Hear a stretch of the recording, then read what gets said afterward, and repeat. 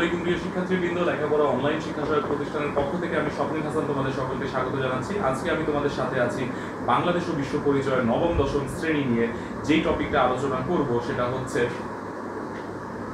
বার্ষিক গতি সম্পর্কে আলোচনা করব। আর যে অধ্যায়ে আমরা আছি সেটা হচ্ছে তৃতীয় অধ্যায়, সৌরজগৎ ও ভূমণ্ডল, যার নাম। সো এই অধ্যায়টি আমরা আলোচনা করব। প্রথমে এখানে আমরা যেটা আলোচনা করব আজকে সেটার নাম হচ্ছে বার্ষিক গতি।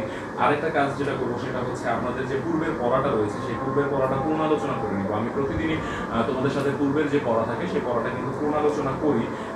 এর কারণ হচ্ছে প্রতিদিনের পড়াটা পূর্ণালোচনা করার ক্ষেত্রে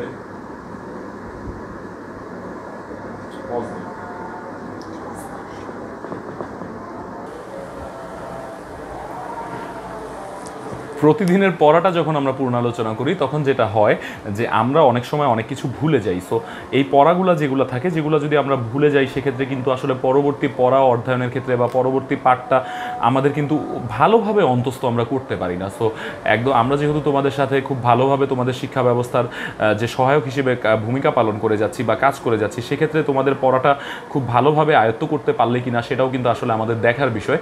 সো সেই কারণে কিন্তু আসলে আমরা একটু প্রতিদিনের পড়াটা একটু পূর্ণালোচনা করে নেই, সেটা করব। এরপরে যেটা করব সেটা হচ্ছে আমাদের লেখাপড়া অনলাইন নিয়ে তোমাদেরকে কিছু বলবো। যে লেখাপড়া অনলাইন সম্পর্কে তোমরা সকলেই কিন্তু ইতিমধ্যে জেনে গেছো যে লেখাপড়া অনলাইন হচ্ছে একটা আধুনিক শিক্ষা সহায়ক প্ল্যাটফর্ম, যেখানে বিনামূল্যে তোমরা যে শিক্ষাটা সেটা গ্রহণ করতে পারছো। এবং শুধুমাত্র বিনামূল্যে যে তোমরা শিক্ষাটা গ্রহণ করছো তাই কিন্তু নয়, তোমরা কিন্তু একদম আধুনিক এবং আপগ্রেডেড একটা ক্লাস কিন্তু তোমরা উপভোগ করতে পারছো। এবং শুধুমাত্র যে যাদের আর্থিক অবস্থা খারাপ তাদের জন্য যে আমাদের ক্লাস কার্যক্রম তা কিন্তু নয়, সবার জন্য আমাদের এই ক্লাস কার্যক্রম। যেহেতু আমরা সৃজনশীলতাটাকে প্রায়োরিটি দিয়ে তারপর আমরা আমাদের ক্লাসগুলো করিয়ে থাকি, এবং কিভাবে তোমরা সৃজনশীল যে ব্যাপারটা বা তোমাদের সৃজনশীল মেধার যে পরিস্ফুটন যে ব্যাপারটা, সেই জিনিসটা কিভাবে ঘটবে সেই ব্যাপারটাতেও কিন্তু আমরা ইনশিওর থাকি। সো এই ক্ষেত্রে কিন্তু তোমাদের আমাদের সাথে যোগাযোগ রাখতে হবে। এবং আরও একটা কারণ যে কাজ যেটা হচ্ছে যে অনেকে রয়েছে যারা কাজের জন্য আসলে অধ্যয়নে মনোযোগ হতে পারে না, বা বিভিন্ন সামাজিক কারণে যাদের লেখাপড়া বাধাগ্রস্ত হয়, অর্থনৈতিক কারণে যাদের লেখাপড়া বাধাগ্রস্ত হয়। মূল কথা হচ্ছে আমাদের সাথে থাকলে কোনোভাবেই আসলে তোমাদের লেখাপড়া যে বাধাগ্রস্ত হওয়ার যে ব্যাপারটা সেটা কিন্তু থাকবে না। কিছু কিছু পয়েন্ট আমরা আইডেন্টিফাই করে কিন্তু তোমাদেরকে বলছি, এবং তোমাদের যদি মনে হয় এক্ষেত্রেও এমন কোনো সমস্যা হতে পারে যেটা তারপরও তো তোমরা বাধাগ্রস্ত হতে পারো, তাহলে কিন্তু তোমরা আমাদেরকে জানাবে। আমরা কিন্তু সেই অনুযায়ী তোমাদের যে আমাদের যে কার্যক্রমগুলো আছে সেগুলো আবার করা শুরু করব, তাতে করে কিন্তু তোমরাই আসলে বেনিফিটেড হবে। সো আমরা কিন্তু আসলে নিঃস্বার্থভাবে তোমাদের জন্য কাজ করে যাচ্ছি। এখন তোমাদের কিভাবে ভালো কিভাবে মন্দ সেটা কিন্তু তোমরা আমাদেরকে কমেন্ট সেকশনে অবশ্যই জানাবে। আরেকটা কাজ যেটা তোমাদের করতে হবে সেটা হচ্ছে বেশি বেশি করে আমাদের ক্লাসগুলো যেগুলো রয়েছে সেগুলো শেয়ার করতে হবে। যখন তোমরা আমাদের ক্লাসগুলো শেয়ার করবে তখন যেটা হবে যে তোমাদের শেয়ার থেকে কিন্তু অনেকে এরকম পেয়ে যাবে যাদের আসলে আমাদের ক্লাসগুলো ইম্পর্ট্যান্ট, ক্লাসগুলো অ্যাটেন্ড করা তোমাদের থেকেও বেশি প্রয়োজন। তোমরা তো তোমাদের প্রয়োজনে অ্যাটেন্ড করবেই এবং তাদের আরও বেশি প্রয়োজন হতে পারে। সো আমরা আমাদের অধ্যায়ে চলে যাই, পূর্ণালোচনায়। তো প্রথমে দেখো কি বলা হয়েছে, পৃথিবীর চারদিকে অসীম মহাকাশ বিস্তৃত, যেখানে সৌরজগৎ সম্বন্ধে কিছু কথা বলা হয়েছে। তারপর সৌরজগৎ নিয়ে কিন্তু একটা পরিচ্ছেদই রয়েছে, যেটা পরিচ্ছেদ 3.1। এখানে বলা আছে যে সূর্য এবং এর গ্রহ, উপগ্রহ, গ্রহাণুপুঞ্জ, ধূমকেতু, উল্কা প্রভৃতি নিয়ে যে পরিবার তাকে বলা হয় সৌরজগৎ। সো এটা আমরা জানলাম। তারপরে সূর্য সম্বন্ধে কিছু বলা আছে যে পৃথিবী থেকে সূর্যের যে দূরত্ব রয়েছে সেটা হচ্ছে প্রায় 15 কোটি কিলোমিটার দূরে অবস্থিত। পৃথিবী অপেক্ষা সূর্য কিন্তু 13 লক্ষ গুণ বড়।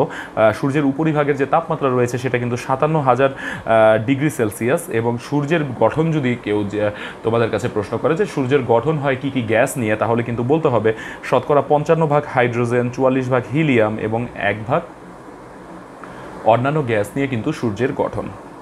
সূর্য কিন্তু নিজ অক্ষের ওপর 25 দিনে একবার অবর্তন করে, এবং সূর্যের গায়ে একটা অংশে কালো একটা দাগ রয়েছে, সেই দাগটাকে বলা হয় সানস্পট বা সৌরকলঙ্ক। এরপর আমরা জানছি গ্রহ সম্পর্কে। মহাকর্ষ বলের প্রভাবে কতগুলো জ্যোতিষ্ক সূর্যের চারদিকে নির্দিষ্ট সময়ে নির্দিষ্ট কক্ষপথে পরিক্রমণ করছে, এদেরকে বলা হয় গ্রহ। গ্রহের নিজস্ব কোনো আলো নেই। সৌরজগতের গ্রহের সংখ্যা 8টি। সূর্য থেকে গ্রহগুলোর দূরত্ব অনুযায়ী ক্রমান্বয়ে কিন্তু গ্রহগুলোর অবস্থান এখানে বর্ণনা করা হয়েছে, যেগুলো আমরা পড়েছি ইতিমধ্যে, যেটা হচ্ছে বুধ, শুক্র, পৃথিবী, মঙ্গল, বৃহস্পতি। এবং সবচেয়ে বড় যে গ্রহ রয়েছে সেটা হচ্ছে বৃহস্পতি, এবং সবচেয়ে ছোট যে গ্রহ সেটা কিন্তু বুধ। সো এই গ্রহগুলো সম্পর্কেও আমরা ডিটেলস জেনেছি, কোনটা থেকে কার কত দূরত্ব সেটা জেনেছি। তারপর পৃথিবীতে আসলে পৃথিবী গ্রহ যে রয়েছে, পৃথিবী নামক সেই গ্রহে যে জীবের বা বসবাস করার যে কারণ, সেই কারণ সম্পর্কে কিন্তু আমরা জেনেছি। তারপর ভূ অভ্যন্তরের গঠন বা মাটির নিচের যে গঠন, ভূমির নিচে সেই গঠন সম্পর্কে জেনেছি। কেন্দ্রমণ্ডল সম্পর্কে জেনেছি, গুরুমণ্ডল সম্পর্কে জেনেছি, আশ্রমণ্ডল সম্পর্কে জেনেছি।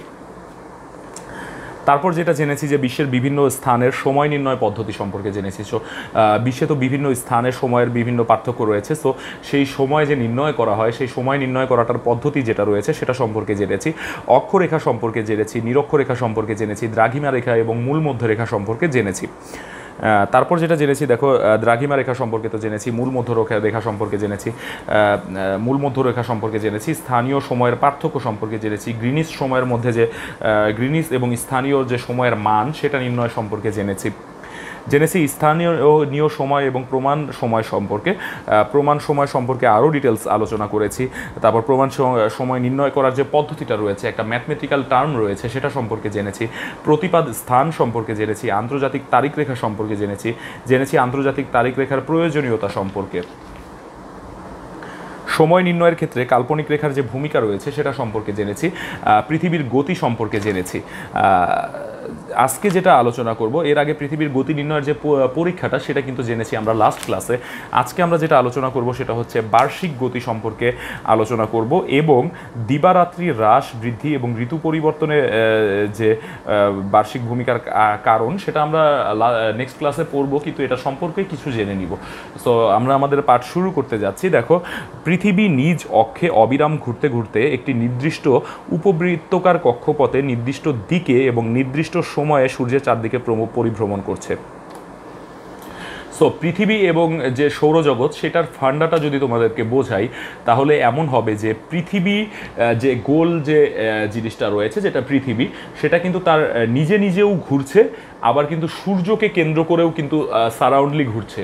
সো এই যে ব্যাপারটা যেটা হচ্ছে, পৃথিবী নিজ অক্ষে অবিরাম ঘুরতে ঘুরতে একটি নির্দিষ্ট উপবৃত্তকার কক্ষপথে নির্দিষ্ট দিকে হচ্ছে সূর্যের চারিদিকে পরিক্রমণ করছে। পশ্চিম থেকে পূর্ব দিকে পৃথিবীর এই পরিক্রমণ হচ্ছে বার্ষিক গতি। সো পশ্চিম থেকে পূর্ব দিকে, পশ্চিম থেকে পূর্ব দিকে যে পৃথিবী পরিক্রমণ করছে, এই গতিটাকে বলা হয় কিন্তু বার্ষিক গতি বা মোশন বলে। সো বার্ষিক গতির যে ব্যাপারটা সেটা হচ্ছে অ্যানুয়াল মোশন বা বার্ষিক গতি বলা হয়।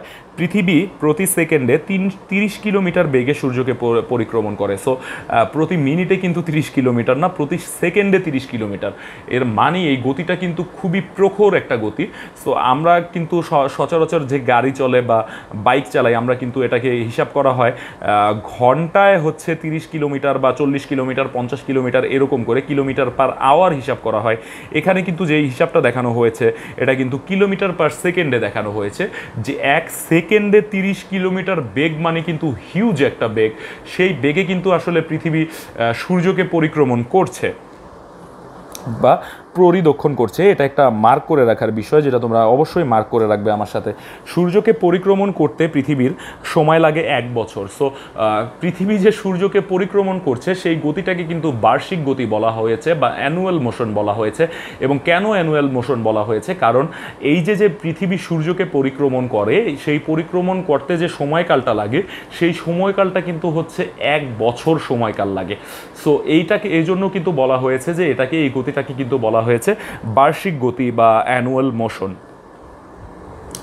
দেখো, যদি ঠিকঠাক হিসাব করা হয় তাহলে 365 দিন 5 ঘন্টা 48 মিনিট 47 সেকেন্ড সময় লাগে। দেখো, যে অ্যাকুরেট যে হিসাবটা বা অ্যাকুরেট যে সময়টা, সেই সময়টাও কিন্তু এখানে বর্ণনা করা আছে। কিন্তু 365 দিনে সৌর বছর গণনা করা হয়, কিন্তু 365 দিনে কিন্তু আসলে যে বছরটা হয়, সেই বছরটাকে কিন্তু সৌর বছর গণনা করা হয়। তাই প্রতি বছরে একদিন বাড়িয়ে খ্রিস্টীয় চতুর্থ বছর 366 দিনে 1 বছর গণনা করা হয়। তো 365 দিনে যেহেতু এটাকে সৌর বছর গণনা করা হয়, সে কারণে কিন্তু একদিন বাড়িয়ে দিয়ে 366 দিনে 1 বছর, যে সেই 1 বছর ধরা হয়। সো আমরা কিন্তু সকলেই জানি যে 365 দিনে 366 দিনে কিন্তু আসলে 1 বছর হয়। এবং 366 দিনে কেন 1 বছর হয়, এরকম যদি তোমাদের কাছে কোশ্চেন থাকে যে বার্ষিক গতির কারণে আসলে পৃথিবী সূর্যকে যে পরিক্রমণ করে, সেই পরিক্রমণ করে হচ্ছে তোমার প্রতি সেকেন্ডে 30 কিলোমিটার। এভাবে প্রতি সেকেন্ডে 30 কিলোমিটার পরিক্রমণ করতে পুরো পৃথিবীটার সূর্যকে পরিক্রমণ করতে সময় লেগে যায় 365 দিন 5 ঘন্টা 48 মিনিট 47 সেকেন্ড। এবং 365 দিনকে সৌর বছর গণনা করা হয় বলে একদিন বাড়িয়ে 366 দিনে 1 বছর ধরা হয়। সেমলি আমরা যেমন পড়েছিলাম যে দিনের হিসাবটা করা হয়, যে তোমার হচ্ছে মাসের হিসাবটা যে করা হয় সেটা হচ্ছে যে 30 দিনে যে 1 মাস সেটা হিসাব করা হয়, সেটা কিন্তু আসলে পৃথিবীর নিজ অক্ষে অবর্তন করার যে সময়টা সেটাকে ধরা হয়। এবং দিনের হিসাবটা কিন্তু করাও হয় এইভাবে। সো এইভাবে কিন্তু আসলে যে দিন, মাস এবং বছরের যে হিসাবটা সেটা করা হয়। বার্ষিক গতির প্রভাবে আমরা যে বছরের যে ইয়ারলি হিসাবটা সেটা করতে পারি, এজন্য এটার নাম দেওয়া হয়েছে বার্ষিক গতি বা অ্যানুয়াল মোশন। খুব ইন্টারেস্টিং একটা ব্যাপার। তাই দেখো, প্রতি 4 বছরে একদিন বাড়িয়ে খ্রিস্টীয় চতুর্থ বছর 366 দিনে গণনা করা হয়।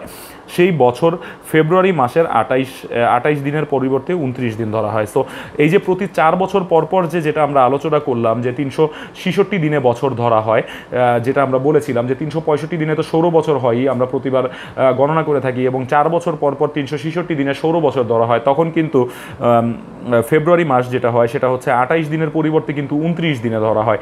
এরূপ বছরকে অধিবর্ষ বা লিপ ইয়ার বলা হয়। আমরা জানি লিপ ইয়ারে কিন্তু আসলে ফেব্রুয়ারি মাসের যে ব্যাপারটা সেটা হচ্ছে 28 দিনের পরিবর্তে কিন্তু 29 দিন ধরা হয়।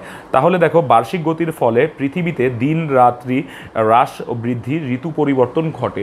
সো এই যে বার্ষিক গতি, সেই বার্ষিক গতির ফলেই কিন্তু আসলে দিন এবং রাতের যে বৃদ্ধি, হ্রাস পাওয়া বা কমে যাওয়া এবং ঋতুর যে পরিবর্তন সেটা কিন্তু আসলে ঘটে। সো আজকের যে আমাদের আলোচনার বিষয়, সেই আলোচনার বিষয় কিন্তু এতটুকুই। যদি তোমাদের কারো কোনো এখানে সমস্যা মনে হয়ে থাকে বা তোমরা মনে করো যে এখানে পড়ার ক্ষেত্রে আরও কিছু ব্যাপার তোমাদের জানার রয়েছে বা কোনো সমস্যা হয়েছে, কোনো ভুল হয়েছে, সেক্ষেত্রে কিন্তু আসলে তোমরা আমাদেরকে কমেন্ট সেকশনে জানাবে। কারণ যখন আমরা কমেন্ট সেকশন থেকে তোমাদের মতামত জানতে পারবো, সেই অনুযায়ী কিন্তু আমরা তোমাদের সলিউশন করে দিব। সো আরেকটু বিষয় যেটা আমরা নেক্সট ক্লাসে পড়বো, দিবারাত্রি হ্রাস বৃদ্ধি এবং ঋতু পরিবর্তনে বার্ষিক গতির যে ভূমিকা সেটা একটু আলোচনা করে নেই, কারণ এটা আমরা নেক্সট ক্লাসে আলোচনা যেহেতু করব।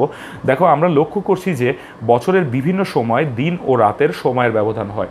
সো আমরা একটা জিনিস যেটা লক্ষ্য করেছি সেটা হচ্ছে বছরের বিভিন্ন সময়ে কিন্তু দিন, রাত এবং রাতের মধ্যে সময়ের কিন্তু ব্যবধান থাকে। অর্থাৎ কোনো সময় দিন বড় থাকে, আবার কোনো সময় রাত বড় থাকে। আমরা কখনো কি ভেবে দেখেছি কেন এই তারতম্য ঘটে? এই প্রশ্নের উত্তর বলা যায় বার্ষিক গতির ফলেই এই তারতম্যটা ঘটে। সো এই যে বার্ষিক গতি রয়েছে, সেই বার্ষিক গতির ফলে কিন্তু এই যে দিবারাত্রির যে তারতম্যের ব্যাপারটা, সেই ব্যাপারটা কিন্তু ঘটে। সো এই ব্যাপারটার সাথে রিলেটেড বলে কিন্তু আসলে আমরা একটু আলোচনা করে নিলাম। আর যে কাজটি করতে হবে, যেটা তোমাদেরকে বলেই দিলাম, যে কমেন্ট সেকশনে কিন্তু তোমাদের স্বতঃস্ফূর্ত কমেন্টস, তোমাদের কোনো কোশ্চেন্স, সেগুলো তোমাদেরকে জানাতে হবে। এবং আরেকটা কাজ যেটা করা লাগবে সেটা হচ্ছে আমাদের চ্যানেলটিতে তো অবশ্যই সাবস্ক্রাইব করবে, কারণ সাবস্ক্রাইব করার ফলেই তোমরা আমাদের সদস্য বলে গণ্য হবে। এবং সাবস্ক্রাইব করার পরবর্তী সময় যেটা করবে, যে পাশে থাকা যে বেল আইকনটি রয়েছে, সেই বেল আইকনটিতে একটা ক্লিক করে দিবে। কারণ বেল আইকনটিতে যখন ক্লিক করবে, তুমি সহ তোমার আশেপাশের যত আত্মীয় স্বজন, পাড়া প্রতিবেশী রয়েছে, যাদের আসলে আমাদের এই ক্লাসটা অ্যাটেন্ড করার প্রয়োজন খুব বেশি, তারাও কিন্তু খুব ভালোভাবে আসলে আমাদের যে ক্লাসটা রয়েছে সেই ক্লাসটা অ্যাটেন্ড করতে পারবে। আরেকটা কথা তো যেটা তোমাদেরকে আমরা বলবো সেটা হচ্ছে, যেহেতু লেখাপড়া অনলাইন তোমাদের জন্য একটা বিশাল একটা প্ল্যাটফর্ম, সেক্ষেত্রে আমি চাইবো যে তোমরা সকলে আবার সাদরে যে ইনভাইটেশনগুলো তোমাদেরকে পাঠানো হবে, সেই ইনভাইটেশনগুলো গ্রহণ করবে। সো তোমরা বেশি বেশি করে ইনভাইটেশন পাঠাবে, এবং যারা রয়েছে বাকিরা, তারা ইনভাইটেশন গ্রহণ করে আমাদের ক্লাস কার্যক্রমগুলো একবার অ্যাটেন্ড করে দেখো, যে তোমাদের জন্য, তোমাদের সকলের সুবিধার্থে কিন্তু আসলে আমাদের এই ক্লাস পরিচালনা করা এবং আমাদের এই যে কার্যক্রম সেটা। আর এমন অনেকেই রয়েছে যাদের আসলে বিভিন্ন কারণে যাদের লেখাপড়া অফ হয়ে যাচ্ছে, যে কাজ করার কারণে, কাজের প্রেশারের কারণে বা ফ্যামিলির চাপের কারণে, আবার এমনটা হয়ে থাকে যে অর্থের অভাবেও আসলে অনেকের, অর্থজনিত কারণেও কিন্তু অনেকের লেখাপড়া বন্ধ হওয়ার পথে। সো সবাই মিলে কিন্তু আসলে আমাদের এই ক্লাস কার্যক্রমটা অংশগ্রহণ করবে, কারণ আমরা তো একসাথে তোমাদের আধুনিক সৃজনশীল শিক্ষা ব্যবস্থাটার সমর্থন করছি, সাথে কিন্তু আবার তোমাদের সুবিধার্থে কিন্তু সকল প্রকার সহায়তাই তোমাদেরকে করা হবে এখান থেকে। সো আজকের মতো এই পর্যন্তই। সবাই ভালো থাকবে, সুস্থ থাকবে, সুন্দর থাকবে। আল্লাহ হাফেজ, আসসালামু আলাইকুম।